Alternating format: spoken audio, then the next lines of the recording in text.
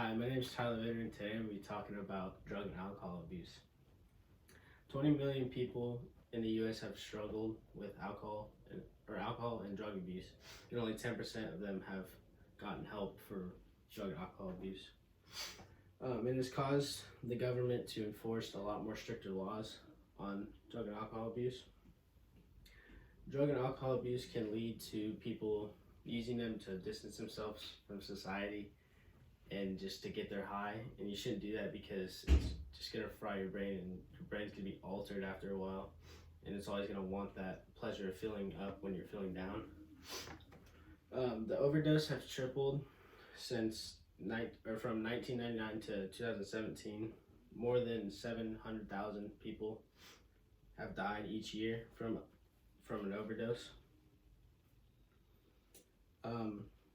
This addiction has cost the economy over $6 billion a year.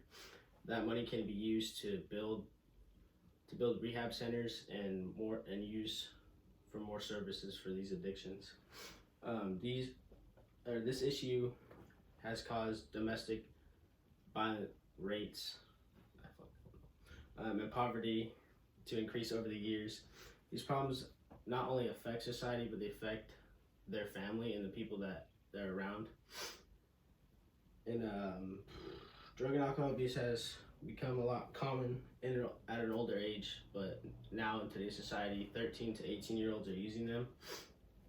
And it's sad. It's a sad thing to say that 13 to 18-year-olds are using it because they're kind of messing up the rest of their life. They get addicted to it. Addiction at a young age can lead to a downhill spiral of addiction for the rest of their lives. If a downhill spiral did occur, it could lead to violent tendencies. About 1.4 million incidents have been reported of alcohol-related violences against strangers each year. Violent crimes have risen due to this problem. Drugs and alcohol rewire your brain into wanting that high. Going hand in hand with violent crimes, and increase of suicidal thoughts and depression have increased over the years as well. And just imagine you having that addiction, or someone else in your family having that addiction, how it would make you feel, or even make your mom, dad, friends, family, neighbors feel. The fact that drugs and alcohol is so easy to easy to use, it's easy to see why this is a major problem in the U.S. today. The problem is continuing to rise, and the way we can stop it is by building or advertising more hotlines, and also making the people that have these addictions not feel alone and feel like they're in this together, or we're in this together.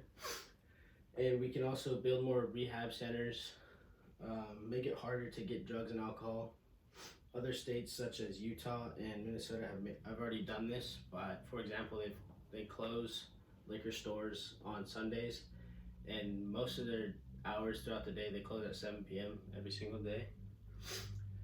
And in Utah especially, they've lowered the alcohol levels in all their drinks.